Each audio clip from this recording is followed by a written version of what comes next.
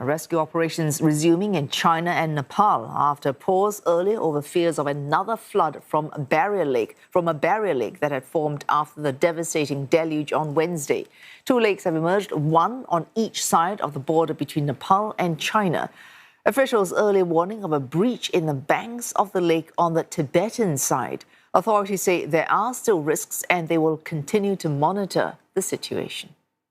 Chinese state media says rescuers have reached the epicentre of the mudslide in Tibet. There is still no accounting for about 1,000 people, while in Nepal, the death toll has risen to almost 540, while China says 5 people on its side have died. मेरा गांव, मेरा खानदान परिवार कोई भी नहीं रहेगा. मेरा बाप, मेरा दीदी, बहना, मेरे रिश्तेदार नहीं रहे.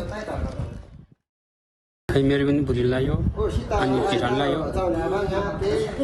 हाम्रो गाउँतिर सबै बारी लाग्यो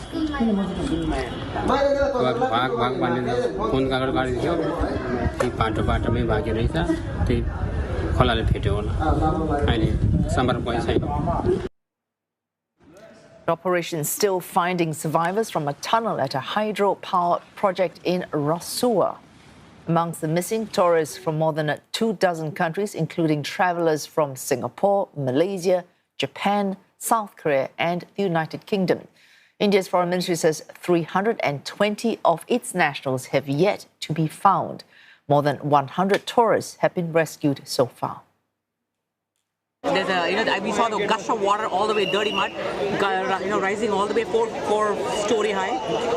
We ran for our life. We ran 500 steps all the way up the mountain to be safe. And we're joined by CNA senior correspondent Yew Guan. He joins us from Shanghai. Yew Guan, how has search been progressing in China? Well, search teams have finally made an important breakthrough. By late this afternoon, the first professional rescue teams had reached the core disaster zone at Jurong port itself. Some had to descend from cliffs using ropes because the roads into the area had been destroyed. By 5 p.m., a forward rescue team had reached the worst-hit section and begun systematic searches. And the scale of this mobilization is now very large. More than 1,300 emergency personnel and over 570 sets of rescue equipment had reached the area by this morning, including firefighters, engineering teams, search dogs, dozens of drones, and a high-altitude helicopter. But the conditions remain extremely difficult. Xinhua news agency says mud in some parts of the core zone is more than 1.5 meters deep. You can imagine how easily it would be for rescuers to sink up to their shoulders and be trapped in it. According to Chinese media reports, some teams have had to descend from cliffs using ropes because the roads into the ports have simply disappeared. Others are using ropes to haul inflatable boats across raging waters before continuing their search by kayak. What's more, there are still rockfalls and signs of fresh slope movement. Teams assessing the barrier lake have had to hike for kilometers, but then on one reconnaissance team had to pull back after spotting fresh movement on the mountain side. So rescuers are now pushing further into the core zone, but they are doing so in terrain that remains unstable and potentially dangerous. Despite the difficulties, China has offered a helping hand to Nepal. Chinese state media quoted President Xi as saying that China is ready to assist Nepal and provide all available support and resources for aid. All right, Yew Guan, Chinese President Xi Jinping today chairing an emergency Politburo meeting of the party looking at how to coordinate and step up rescue and recovery in this terrible natural disaster. Well, the meeting really went beyond the immediate search effort. What came out of it was a much broader discussion about how China prepares for this kind of disaster in the future. The Politburo called for a wider survey of glacier and glacial lakes across the Tibetan plateau.